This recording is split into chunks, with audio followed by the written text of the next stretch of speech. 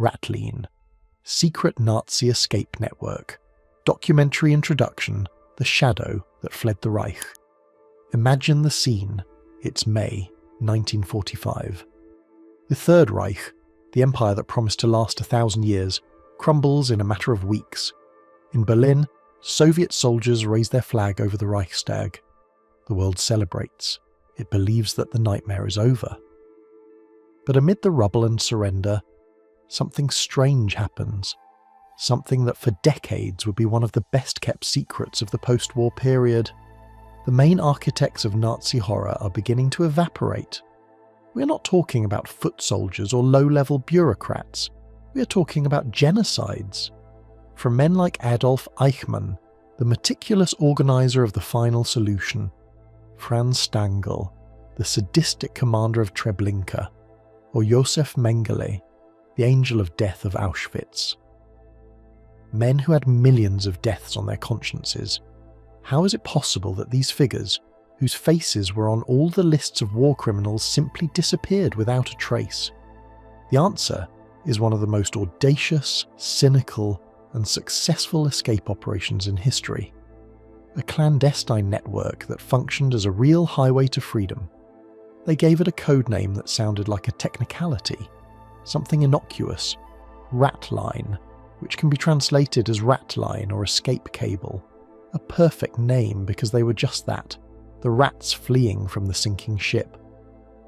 But here's the first big twist in the story, the one that makes it all the more outrageous.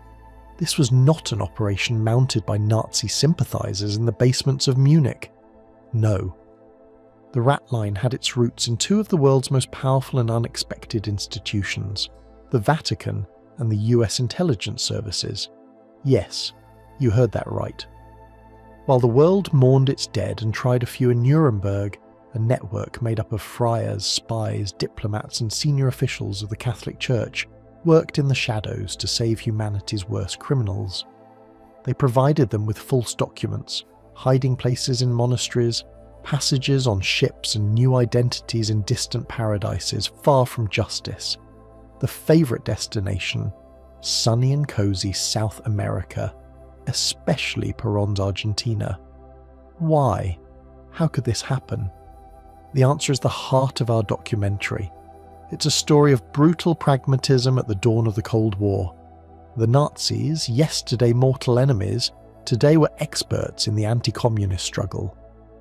And for Americans who saw the Soviet threat growing, a guy like Klaus Barbie, the butcher of Lyon, might be more useful in a CIA barracks interrogating communists than hanging from a gallows. It is a story of a faith put at the service of evil. Inside the Vatican, figures like Bishop Alois Hudal, a fanatically pro-Nazi German, believed they were waging a crusade to save Europe from the Bolshevik danger, and to do so any means, including saving mass murderers, was justifiable. In the next chapters, we're going to unravel this spiderweb. We will follow in the footsteps of an SS officer from the moment he flees from his barracks, hides in a convent in Rome, receives a Red Cross passport with a false name signed by a friar, and boards a ship bound for Buenos Aires. We're going to meet the silent heroes, the hunters of Nazis like Simon Wiesenthal, who dedicated their lives to uncovering this global conspiracy. And we're going to face the uncomfortable moral questions that this network raises. Was the Ratline a betrayal of the victims of the Holocaust? Was it a necessary evil in the geopolitical calculations of a new war? How many of these criminals lived among us, as peaceful neighbours, carrying their terrible secrets to the grave? Join us on this journey through the shadows of history. Because the escape didn't end in 1945. For many, the war simply changed scenery. Chapter 1. The Desert of Mirages. Why the world wanted the Nazis. To understand how the Ratline worked, we first have to take a mental trip back to 1945 and forget for a moment everything we know today. We have to immerse ourselves in the mindset of the time, in a world that wasn't black and white but in a chaotic and terrifying shade of grey. World War II was over, but peace was a fragile illusion. Europe was a devastated continent, entire cities reduced to rubble, collapsed economies, and millions of displaced people, the so-called DPs, or displaced persons, wandered aimlessly. It was the perfect landscape to disappear. In this chaos, the number one priority of the victorious powers was, quite simply, to eat, restore order, distribute food, avoid epidemics. Chasing down every former SS officer was not in the top 10 of his to-do list. This created the initial crack through which the rats began to sneak in, but there were forces far more powerful than mere disorganization acting on behalf of the Nazis. Two giants were measuring each other from opposite ends of the continent, the United States and the Soviet Union. The alliance against Hitler broke down in a matter of months, and the Iron Curtain, as Churchill said, descended on Europe. Suddenly the enemy was no longer National Socialism, but international communism, and this is where our story takes a cynical and crucial turn. The American intelligence services, in particular the newborn CIA and its predecessor, the OSS, realized something. The Nazis had been fighting the Soviets for years. They had spied on them, they had fought them on the Eastern Front, they had interrogated their prisoners. They were, in short, the world's greatest experts on the Red Enemy. Why let all that knowledge, all that experience rot in a prison or be lost in an execution? Thus was born a secret operation that would be the twin sister and sometimes rival of the Ratline, Operation Paperclip. Its official goal was to deny German scientific talent to the Soviet Union, but in practice it became a safe conduct for high-level Nazi scientists. Men like Werner von Braun, the father of the V-2 rockets that had rained down on London, were brought to the United States with their families and became the heroes of the American space program. Their crimes deleted, its past bleached. The message was clear. If your talent was valuable enough, the rules didn't apply. But it wasn't just rocket scientists who were wanted. They also wanted the spies, the counterinsurgency experts, the torturers. The CIA established a parallel network, often in direct competition with the Vatican's Ratline, to recruit these men. The most infamous case is that of Klaus Barbie, the Butcher of Lyon. Barbie had been the head of the Gestapo in that French city, responsible for the torture and death of thousands, including resistance hero Jean Moulin. When the war ended, US intelligence captured him, but instead of handing him over to the French, who were looking for him to execute him, they hired him. For 4 years, Barbie worked for the US Army Counterintelligence Corps. He taught them everything he knew about interrogation techniques, i.e., torture, and about communist networks in Europe. He was protected, hidden, and eventually helped to escape to Bolivia through the Ratline. To Americans, Barbie was an asset in the fight against Stalin.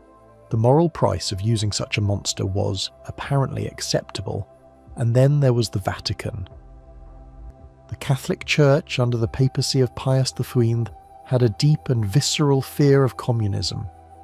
Soviet state atheism was seen as an existential threat to Christianity. For many within the Curia, the Nazis, despite their horrors, had been a bulwark against this threat. This ideology was embodied by a key figure, Bishop Alois Hudal. Hudal was the rector of the Pontifical Theological Institute Santa Maria dell'Anima in Rome, a seminary for German-speaking priests. But secretly, he was a fervent admirer of Hitler and National Socialism. When the Reich fell, Hudal did not see the collapse of a criminal regime, but the defeat of a crusader army. In his own words, he felt compelled to do Christian charity by helping his persecuted brothers, i.e., fleeing Nazis.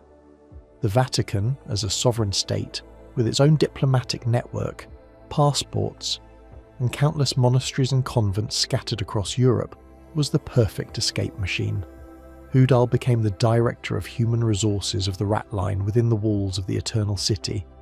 He issued false identity documents, letters of recommendation, and arranged for safe accommodation in religious institutions. All under the umbrella of charity, a concept that was grotesquely manipulated to protect the perpetrators of the greatest evil of the 20th century. So, to sum up this bleak picture, You had a ruined continent where it was easy to hide, US intelligence services eager to recruit the worst criminals for their anti-communist utility, and a powerful network within the Vatican motivated by an anti-communist ideology and a perverse idea of mercy. It was the perfect storm, and at the centre of this storm, a man with a folder full of blank papers and a seal became the guardian angel of the SS. His name was Alois Hudal, and his story is the same as the next chapter. Chapter 2: The Bishop of the Rats, Alois Hudal and the Vatican Factory. If the Ratline was a highway, then Bishop Alois Hudal was its main toll. His figure is so central to this story that without him, it is very likely that the escape network would never have reached the scale and efficiency it had. But who was this man? An ideological fanatic? A simple opportunist? Or a priest who genuinely believed he was doing the right thing? The answer, as is often the case, is a poisoned mixture of all the above. Alois Hudal was Austrian, born in 1885. From a young age, he showed a deep admiration for German culture and power. When Hitler came to power, Hudal, who was already an influential bishop in Rome, saw in National Socialism a providential force. In his 1937 book, The Foundations of National Socialism, he praised him as a defender of order and social justice, a necessary bulwark against Bolshevik anarchy. For Hudal, Nazism and Catholicism could and should coexist in a sacred alliance against their common enemy.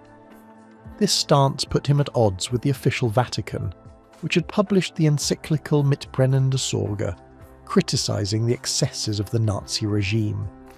But Hudal was a stubborn man. When the war ended and Nazi leaders began to be hanged in Nuremberg, he saw no justice. He saw a chase.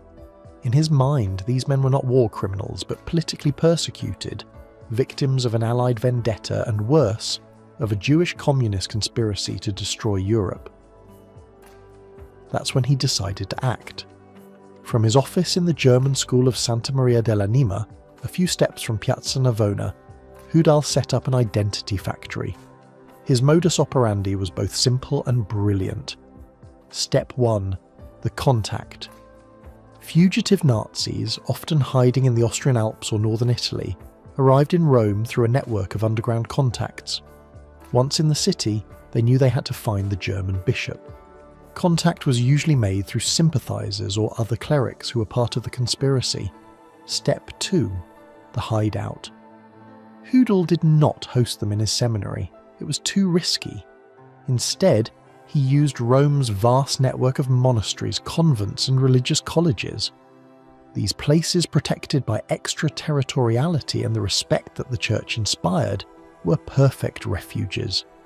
The doors were closed to Allied agents who asked, and the fugitives, dressed in friars' habits or cassocks, could spend months in hiding, waiting for their turn to escape. It was the express monastery at its finest. Step 3. The false documents. This was the crucial step, and where Hudal demonstrated his power. He had access to blank Red Cross passports and other travel documents, but his most powerful weapon was a simple piece of paper on Vatican letterhead, the Certificate of Stay. This document, which he signed and sealed, certified that the bearer had been receiving spiritual assistance at the Vatican. For Italian authorities and immigration officials, this paper was a guarantee that the person had been cleansed and was fit to travel. Hudal filled these certificates with false names. Adolf Eichmann became Riccardo Clement, Franz Stangl in Mr. Weber, Erich Priebke. The SS officer responsible for the Fossardiatine massacre also passed through his hands. Step 4. The road to Genoa. With their new documents, the fugitives took a train from Rome to the port of Genoa. There, a key accomplice awaited them, Franz Rufengo, a Croatian chaplain with connections in Perón's dictatorship. Rufengo was in charge of getting tickets on the ships of the line that made the Italy-Argentina route, such as the famous Giovanna Sea. Often, the tickets were paid for with the gold that the Nazis themselves had looted from their victims, a macabre detail that closed the circle of desecration. Hudal did not work alone. It was the central node of a network that included other clerics such as the Croatian friar Krunoslav Draganovic, an expert in bringing Ustasha war criminals to Argentina, and the Austrian priest Carlo Petranovic. Together they formed a welcoming committee for fugitives from the Reich. The operation was so brazen that, over time, it caught the attention of Allied intelligence services. The OSS and then CIA reports mentioned Bishop Hudal as a problematic element. But, and this is a fundamental point, they did little to stop it. Why? Because they were often recruiting the same fugitives that Hudal was helping. It was an uncomfortable competition. Sometimes a CIA agent might be interrogating a Nazi in a monastery in the morning to assess his usefulness, and in the afternoon, that same Nazi would receive from Hudal the papers to flee to South America. It was a perverse game of double intentions. Hudal was finally removed from his post in 1952. When the pressure became too great, he retired to Italy, where he wrote his memoirs showing no remorse. Until the day he died, he defended his work. He believed he had saved Europe. In reality, what he did was ensure that some of the most evil men in history escaped to live long and quiet lives, mocking the memory of their millions of victims. But the Ratline didn't end with Hudal. It had another branch, more professional, colder, and directly financed by the governments that welcomed them. That is the story of the next chapter, the port of Genoa and the road to Argentina. Chapter 3, the terminal of hell, the port of Genoa and the route to South America. If Rome, with its hidden monasteries, was the brains of the Ratline, and Bishop Hudal its director of operations, then the port of Genoa was certainly its beating heart. It was here, in this bustling maritime centre bathed by the Mediterranean, that the theory became reality. Where ghosts with false papers ceased to be ghosts and became passengers with a name, a destination, and a one-way ticket to a new life. Imagine the Genoa quay between 1946 and 1950, a chaotic place full of hope and despair.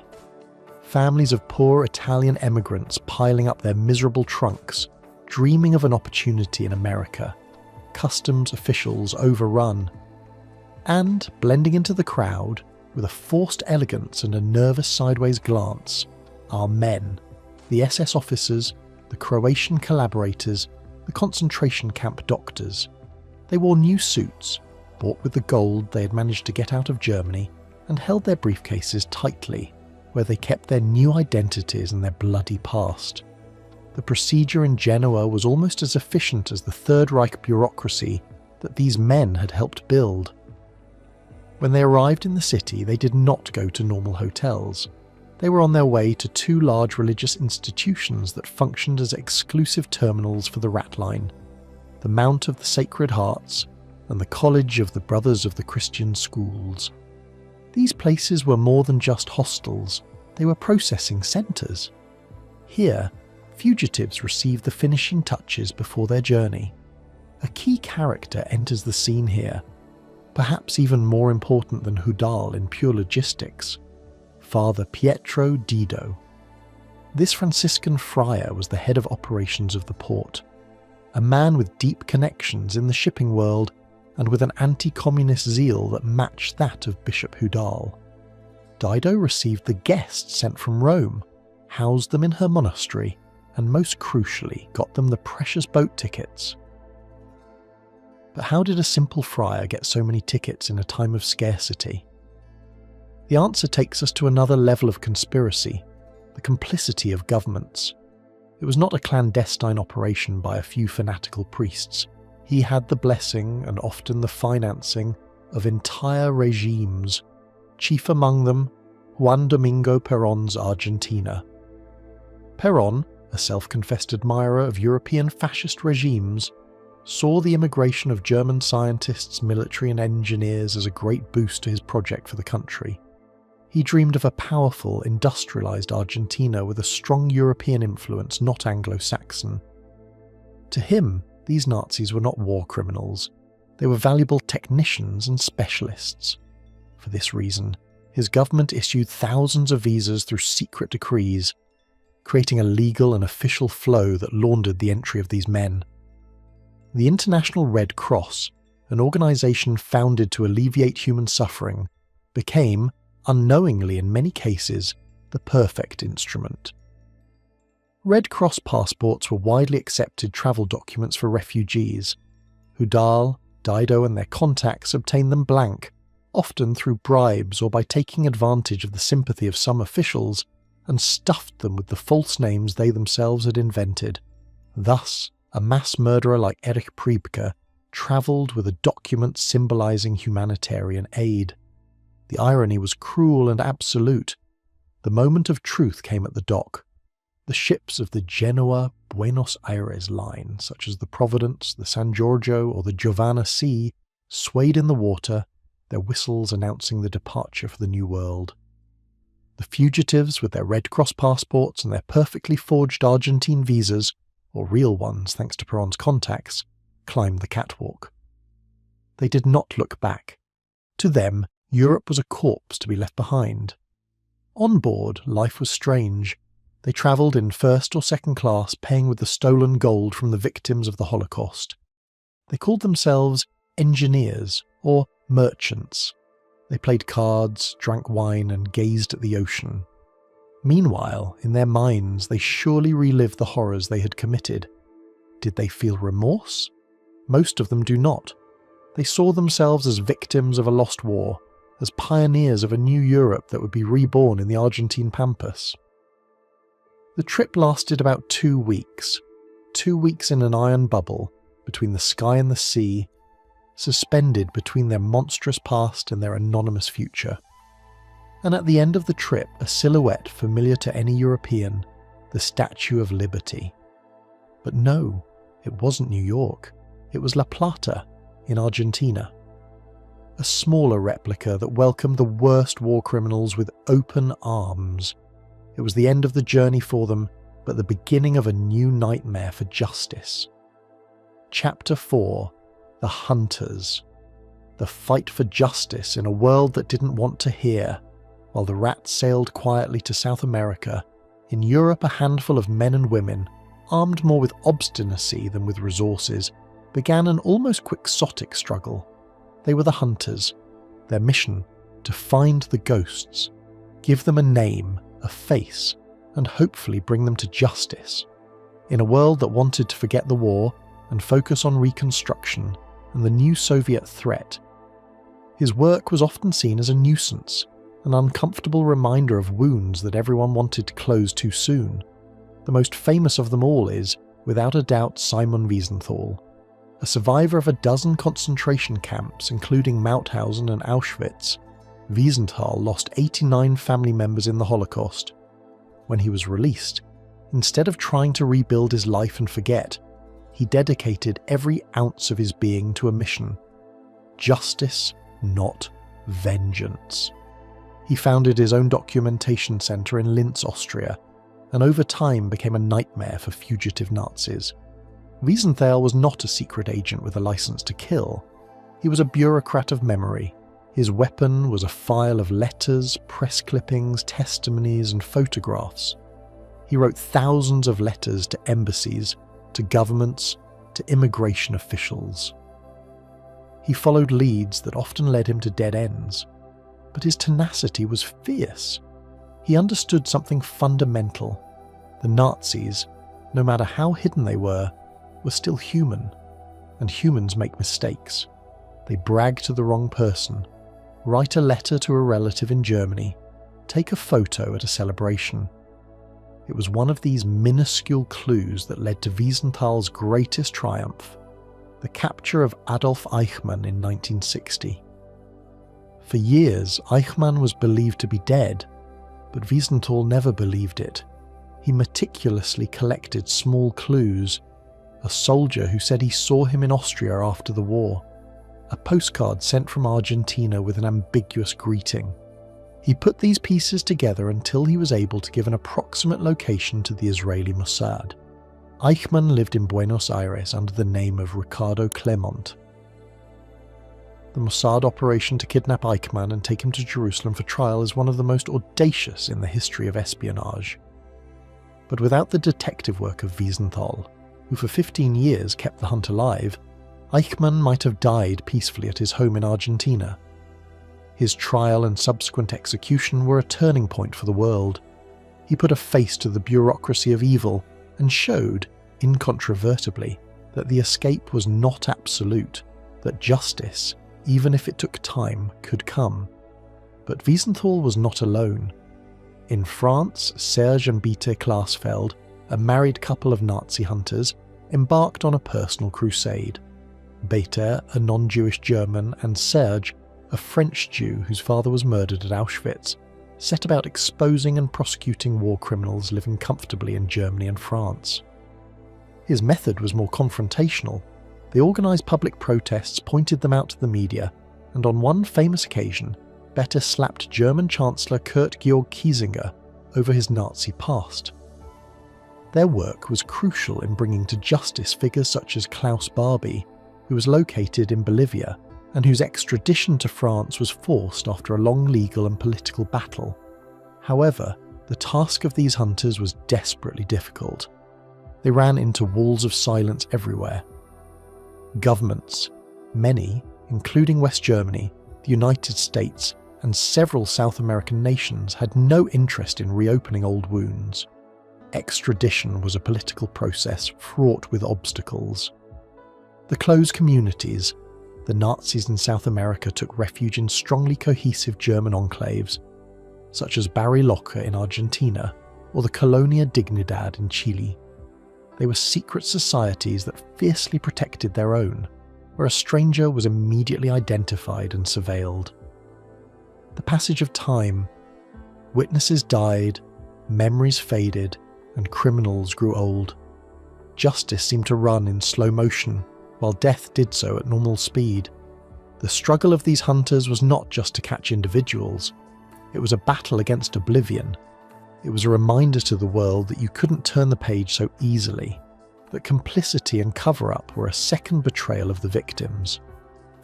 Every time a newspaper published a photo of an elderly man being arrested 40 years later, it was, in part, a triumph of his tireless perseverance. Chapter 5. The Devil's Refuge. The secret life of the Nazis in South America. They arrived in Buenos Aires. The boat docked, and after an immigration control that was little more than a formality for them, they stepped on the floor of their new home. For many, Argentina was not the end of the road. It was a base of operations. From there, they dispersed to other safe havens.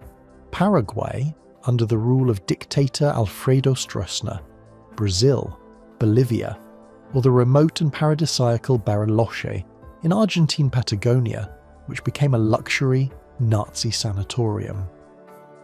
What was life like for these men in exile? Far from being an existence of constant flight and nervous glances, for most it was a life of surprising normality and, in many cases, prosperity and privilege. Take the case of Erich Priebke. He lived for decades in Bariloche, a dream city between lakes and mountains. He became a respected member of the German-Argentine community. He was the headmaster of the local German school and the owner of a thriving deli. He went to social gatherings, played golf, and was a pillar of society. His neighbours knew him as a kind and polite old man. Behind that mask of respectability was the man who had overseen the execution of 335 Italian civilians in the Fosse Ardeatine, and who had personally killed 2 of them. He lived like this for 50 years, until a journalistic investigation unmasked him in 1994. Or the case of Joseph Mengele, the Angel of Death. Unlike Priebke, Mengele never found peace. Paranoid and always feeling the breath of hunters on the back of his neck, he lived hidden in several farms in Brazil near São Paulo. Despite his constant fear, he did not live in misery either. He was aided by a network of German sympathisers, such as the Stammer family, who hosted him in their home without initially knowing his true identity. When they discovered it, fear and complicity made them continue to protect him. Mengele spent his final years writing delusional racist manifestos, justifying his monstrous experiments until he drowned while swimming on a Brazilian beach in 1979. His body was buried under an assumed name, and the world did not learn of his death until years later. These two examples show the two poles of the experience in exile: cynical integration and itinerant paranoia. But perhaps the most emblematic case of impunity and power in exile is that of Klaus Barbie in Bolivia. After being smuggled out of Europe by the CIA's Ratline, Barbie arrived in Bolivia in 1951. Soon, with his contacts and his intelligence experience, he became a tremendously influential man. Under the name Klaus Altmann, he dedicated himself to what he did best: repression. He worked as a security advisor for a succession of Bolivian military dictatorships. In the 1970s, he was instrumental in creating and training the death squads that terrorized the political opposition, using the same torture techniques he had perfected in Lion. He's even said to have helped drug traffickers organize their safety nets, becoming a pioneer of the alliance between state terrorism and drug trafficking. While Simon Wiesenthal and the Klarsfelds sought him for his World War II crimes, Barbie lived openly in La Paz, gave interviews to European television stations mocking his persecutors, and enjoyed a position of power and impunity that would have been the envy of any SS officer. This life in South America would not have been possible without the active support of local dictatorships and powerful German colonies. Places like Chile's Colonia Dignity, founded by a former Nazi named Paul Schaefer, were not only a refuge but a torture centre for the DINA, Pinochet's secret police. It was a state within the state, where the crimes of the past and those of the present merged into a single, sinister continuity. The lives of these men in exile demonstrate the depth of the conspiracy. They were not cornered fugitives.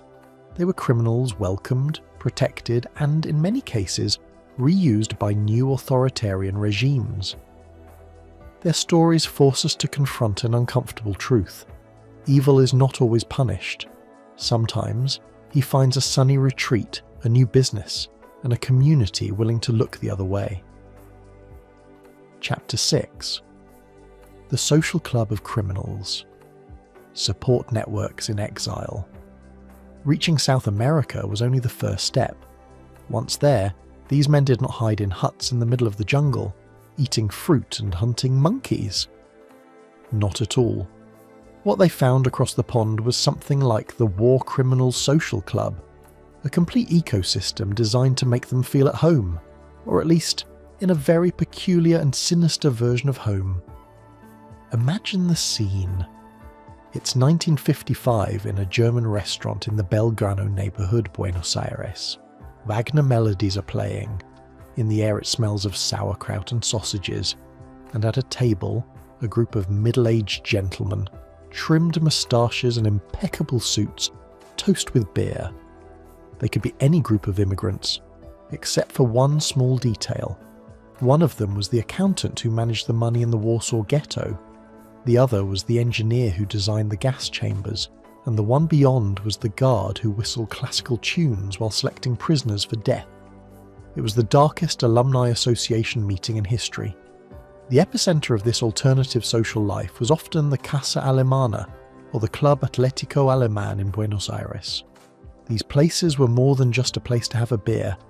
They were nerve centers where information was exchanged, business was done, and most importantly, the sense of impunity and camaraderie was reinforced. Here they found out if a new colleague had arrived from Europe. They shared contacts to get a job and kept alive the flame of an ideology that the rest of the world was trying to extinguish. And then there was business. These gentlemen did not retire. They had an entrepreneurial energy that, well, maybe it would have been better to devote to something else. Walter Kuchman, a Gestapo officer wanted for the murder of 1,500 Jews in Poland, reinvented himself as a successful executive at the cosmetics company Kuzo. Ironic, isn't it? The man who helped destroy lives ended up selling lipstick. One imagines his job interview. Experience in management? Well, I organised the logistics for the relocation of entire populations. Hired! Another case of labour reinvention worthy of a surreal reality show is that of Ludolf von Alvensleben, one of the most brutal SS commanders. After escaping to Argentina, he bought a huge ranch and became a prosperous breeder of pigs. The irony is so dense that it could be cut with a knife. The man who treated human beings like cattle ended his life by taking care of real cattle. Sometimes life has a very, very dark sense of humour. But it was not all about socialising and entrepreneurship. There were also day-to-day problems to deal with. And for a Nazi on the run in the 1950s, the biggest problem was logistics. How to get money out of Europe. How to obtain documents that would withstand a more or less thorough examination. For that, there were authentic, specialised managers. The most famous was Rodolfo Freude, Perón's own private secretary, and, not coincidentally, head of his intelligence. Freude was the high-level contact in Argentina. If Hudal was the human resources manager in Rome, Freud was the welcome and placement manager in Buenos Aires. He was in charge of the packages, envelopes and investments that these men brought with them. This support network was so solid that it even allowed for crazy collective projects. They dreamed of founding a Fourth Reich in the jungles of Argentina. Projects of colonies where only pure Germans would live, and from where, supposedly, the movement would resurface. Fortunately, these plans never went beyond drunken fantasies at the German club. The reality is that, although they maintained their contacts and rituals, over time they were integrated, or rather camouflaged. Their children went to Argentine schools, their businesses were part of the local network. They became ghosts with bank accounts and mortgages, and a ghost with a mortgage, even if he is a monster, is always afraid that the bank will ship his house. In the end, even the worst criminals become bourgeois. Chapter 7. The Nazi Tourist. The Horror Market. As an attraction. Over the years, the hunt for Nazis ceased to be just an obsession of survivors and secret agents. It became a cultural phenomenon, a global spectacle, and like any good show, it generated its own industry, its own market, sometimes as grotesque as the very crimes it pretended to remember. It all began, as we have seen, with the trial of Eichmann in Jerusalem in 1961. That trial was televised and followed around the world. For the first time, the audience was able to see, not a mythological monster, but a grey bureaucrat with glasses, who defended his role in the extermination with the coldness of an accountant. It was a shock, and shock sells. The media found that the Nazi on the run was an irresistible product. It was the perfect combination: mystery, evil, justice, and a touch of international adventure. Thus was born the figure of the Nazi tourist. I'm not talking about the sympathisers who visited Mengele in Brazil, which there were too, but about a new generation of journalists, writers and television producers who made hunting Nazis their niche market. It was a macabre tourism, which consisted of travelling to Bariloche to try to take a photo of Priepke buying bread, or travelling to Paraguay to try to interview Josef Mengele, the most famous ghost in the world. The tabloid press, especially the German press, lived by publishing alleged exclusive photos of elderly Nazis in their South American gardens. Sometimes it was them, sometimes it was the postman. It doesn't matter, the cover was already sold. A market for horror souvenirs was created. Supposed objects from the camps that were sold to collectors, Hitler's fake diaries, and endless hoaxes.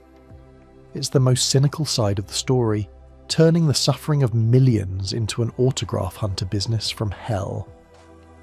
And then there were the bounty hunters, people who, without the moral motivation of a Wiesenthal, saw in these criminals a lottery ticket. Some governments, such as West Germany, offered money for information leading to an arrest. This attracted a colourful fauna of swindlers, adventurers, and mercenaries, who often further complicated serious investigations with their red herrings and extortion attempts. One can imagine a couple of these guys arriving at a bar in Bolivia. "Hey, we came for Barbie. Where is he?" "What, 50,000 marks? For that price we bring you Hitler in a pineapple hat." But it wasn't all circus. This media interest, as morbid as it was, also had a positive side. public pressure became a powerful weapon. When television showed Klaus Barbie walking calmly through the streets of La Paz, international shame became unbearable for the governments that protected him. The Klarsfelds campaigns, perfectly orchestrated for the media, were hammer blows in the conscience of the world. A headline in a newspaper could do more harm to a criminal than a secret intelligence report. The clearest case of this showmanship was that of John Demjanjuk, a Ukrainian accused of being Ivan the Terrible, a particularly sadistic guard at Treblinka. His case became an intercontinental courtroom drama, with extraditions from the United States, a media trial in Israel, and a rollercoaster of convictions and acquittals. Demjanjuk was, in many ways, a product of this industry. His face, with that expression of permanent perplexity, was on the cover of magazines for years. Her story showed us how difficult it was, decades later, to get justice, and how the media could both help find her and muddy her with their thirst for drama. In the end, the media Nazi mania was a double-edged sword. On the one hand, it kept the memory alive and prevented the world from forgetting completely. On the other, he trivialized horror, turned it into entertainment, into the plot of an adventure movie. He left us with an uncomfortable lesson. Even the greatest evil, given enough time, can become a product to sell newspapers and gain audiences. Chapter 8. The Architect of Escape, the mastermind of the Ratline, and it's not Hudal. We have spoken of Hudal, the fanatical bishop, from Freude, the presidential contact, to Dido, the logistic friar. But there was another figure, a shadowy mastermind, whose role was as crucial or more crucial than that of all of them combined. A man who did not move the Nazis by ideology, but by a much older and more powerful business, money. His name was Charles Lescat. If Hudal was the ideological heart of the Ratline, Lescat was its financial brain and its international architect, and his story is proof that the conspiracy was even more global and complex than we imagine. Lescat was not German. He was a far-right Frenchman, a fervent anti-Semite, and editor of the magazine Je suis partout during the Nazi occupation of France. When the Allies liberated Paris, he, like so many others, had to flee. But unlike the German military, Lescat had a special ability. He was an intellectual with contacts in circles of power throughout Europe and South America. And most importantly, he understood the international financial system like the back of his hand. When he arrived in Argentina, he was not satisfied with hiding. Using his contacts with the Perón regime and with ultra-right Catholic circles, he became the director of operations of the high-level Ratline. His specialty was not to remove just any field guard, but the important pieces, the brains, those who had a lot to lose and therefore a lot to pay. How did their system work? It was of a perverse elegance. 1. The root of the shell companies. Lescat created a network of fictitious companies in Switzerland, both Spain and Argentina. These companies did not manufacture anything. Their only product was the leak. A Nazi in Germany or Italy would sell his property, often stolen goods, to one of these companies in Switzerland. The Swiss company paid with a check that magically became a false passport, a boat ticket, and an initial investment fund when it arrived in Buenos Aires. It was a laundering of money and people in a single package, and all-inclusive for war criminals. 2. The Red Cross, seal of quality, premium version. Lescat was not satisfied with the Red Cross passports that Hudal obtained. He perfected them. He bribed higher-level officials to get near-flawless documents with real serial numbers and pre-stamped visas. We could say that Hudal sold the economic version of the escape and Lescat the presidential suite. 3. The Spanish connection. Lescat masterfully exploited the alternative route, Spain. The Franco regime, another dictator who had been aided by Hitler and Mussolini, was a natural ally. Many Nazis first travelled to Spain under a false identity, where they were welcomed with open arms. There in Madrid, Lescat had contacts that provided them with a new Spanish identity, much more solid and less suspicious than that of a Central European refugee. From Spain with a Spanish passport, embarking for Argentina was a piece of cake. It was like resetting his record completely. Total reset, please, and put some Iberian ham on it. Lescat's operation was so professional that it even offered post-arrival packages. Not only did they take you out of Europe, but they assured you a house, a job in a related German company in Argentina, and even family reunification, bringing your wife and children later. It was the Uber Eats of the Nazi escape, but instead of food, it delivered a new life free of charge. Lescat's evil genius was to understand that the Ratline could not be just a chain of ideological favours. To be truly effective and large-scale, it needed a solid financial structure. He turned the escape into a multi-million-dollar business, financed with the gold stolen from the victims and with the fortunes that the criminals themselves had accumulated. It was capitalism applied to the evasion of justice. While Hudal dreamed of a spiritual revival of Nazism, Lescat, the pragmatist, dreamed of positive balance sheets and accounts in tax havens. His story shows us that evil is not only fueled by fanaticism, but also by a cold and calculating greed, and that sometimes the most dangerous architect is not the one who believes in the cause, but the one who simply sees in it a business opportunity. Chapter 9: The Legacy of the Escape. When justice comes too late. There comes a time in this whole story when the hourglass runs out. Decades pass, hunters age, and most importantly so do hunted. We are entering the era of late judgments, of nonagenarians in front of a court, of justice that, if it comes, does so with a sad and bittersweet air, more as a symbolic gesture than as a true reparation. Imagine the setting, a courtroom in the 90s, or even in the 21st century. In the dock, a frail old man with a hearing aid, who sometimes falls asleep during the statements. He may seem like an ordinary grandparent, the kind of person you give up your seat to on the bus.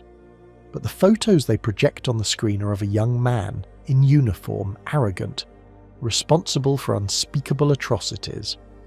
This contrast is the hallmark of this last phase. What is the point of judging a 90-year-old man? Is it justice or is it theatre? Take the case of Erich Priebke. When he was arrested in Bariloche in 1994, he was 81 years old. His capture was a media earthquake. There he was, the respected Herr Erich, owner of a delicatessen, being exposed as the murderer of the Fossard des Atines. His trial in Italy was a circus. He was sentenced to life in prison, but because of his age he was allowed to serve house arrest in his lawyer's house. One cannot help but think that, after 50 years of freedom, his sentence was more like an uncomfortable retirement than an actual punishment. He died at the age of 100, hated by many, but having lived a very long and mostly comfortable life. A similar fate befell Aribert Heim, known as Dr. Death of Mauthausen. He was searched for all over the world for decades. Legend had it that he was hiding in South America, living adventures. The reality, when it became known, was much more mundane and pathetic. It turned out that Heim had lived in hiding in Cairo, Egypt since the 1960s, and he did not die in an epic confrontation, but of bowel cancer in 1992, alone and in a modest apartment. His remains were not identified until 2012. His great escape ended in a vulgar illness and total anonymity. It's almost a disappointment for a villain of his calibre. One would expect a more cinematic ending, but reality often prefers banal endings for monsters. And then there is the case of Laszlo Ksatery, a key accomplice in the deportation of thousands of Jews to Auschwitz. He managed to live as a picturesque old man in Budapest until, at the age of 97, he was discovered by a journalist. He died before his trial could be concluded. It is as if death, the great accomplice of all these criminals, did them one last favour and took them away just before human justice could do its work. These late judgments raise deeply uncomfortable questions. On the one hand, they are fundamental. They are a message to the world and to the victims who are still alive, that no crime, no matter how old, is forgotten, that society does not give a blank check, not even to an old man. The judicial process serves to establish the historical truth officially, so that the deniers have no loophole through which to sneak in, but on the other hand, it's impossible not to feel enormous frustration. To see Priebke walking around Bariloche for half a century, raising his family and going on picnics, while his victims never had that opportunity, is an injustice that no trial at the age of 80 can repair. Delayed justice is like arriving at the party when everyone has left and only the crumbs remain. It's better than nothing, but it's not the celebration you expected. These endings teach us a sobering lesson. Evil often doesn't get its comeuppance in an epic drama.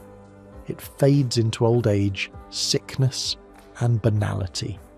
And against that, not even the most stubborn Nazi hunters can fight.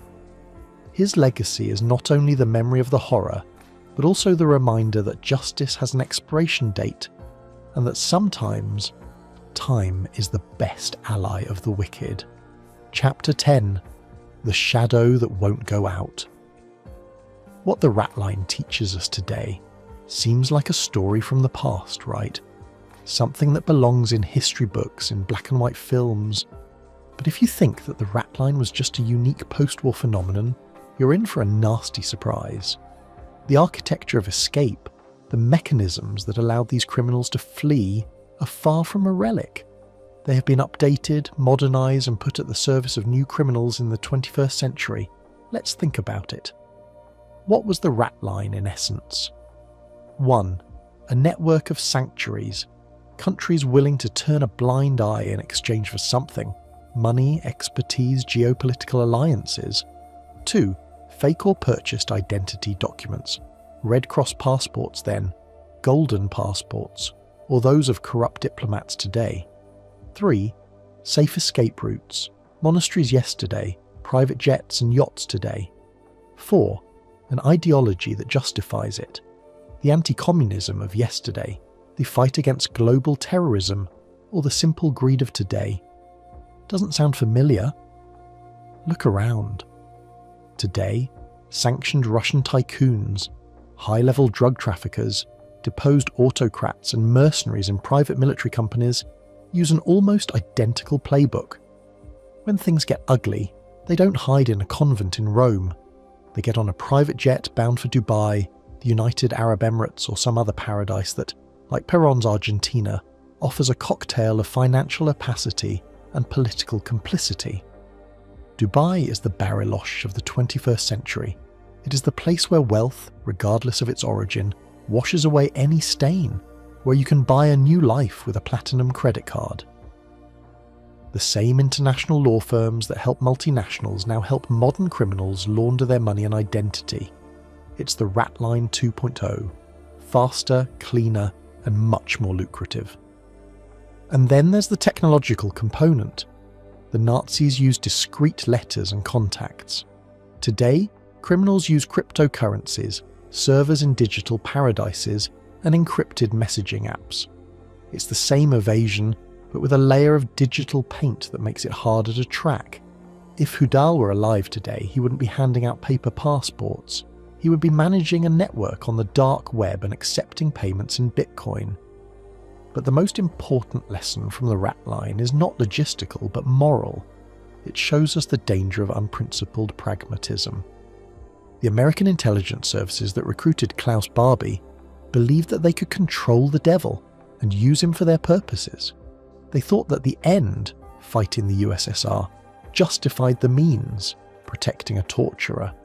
It is a mistake that has been repeated over and over again throughout history. It's the idea that you can make a pact with a monster and get away with it. But the monster always ends up taking its toll, staining those who use it with its own evil.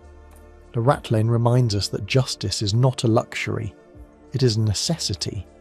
That when we allow the culprits to escape, we not only betray their victims, but we sow the seeds for future crimes. We are telling the powerful that there is an instruction manual to evade the consequences. That if you accumulate enough money, power or useful information. The rules do not apply to you. The shadow of the Ratline is long. It is projected on every unpunished war crime, on every dictator who retreats into luxurious exile, on every financier who sinks economies and emerges unscathed with a beautiful golden parachute. It forces us to ask ourselves, who are the rats we're allowing to escape today? What escape networks are we as a society tolerating or even facilitating? The story of the Ratline did not end in 1950. He only changed his disguise, and understanding its mechanism is the only way not to fall into the same trap again. Justice must be faster, smarter, and more global than escape routes, because the sad truth is that as long as evil exists, there will be those who are willing to make them flee, and we come to the end. If you have come this far, really, thank you very much. It means that you are one of those curious people, of those who are not satisfied with superficial history and want to dive into its darkest and most fascinating parts. Without your interest, stories like this would still be buried in dusty archives. This does not end here. At the channel, we specialise in unearthing these secret plots, these hidden connections that have shaped our world. History is full of undiscovered ratlines, of conspiracies that challenge what we thought we knew. Are you going to miss it? Subscribe. Click on the button below so you don't miss any future videos. We have much more to tell you. Says. Which part has impacted you the most? Do you think something like this could happen again? We want to know your opinion. This is a dialogue with you. Like. A simple click helps us know that you want more content like this and reach more people like you. Activate the little bell so that YouTube alerts you every time we release a new documentary. Don't be left out. Again, thank you for your time and for your curiosity. It's been an intense journey, and we love having done it with you. See you in the next video. See you soon.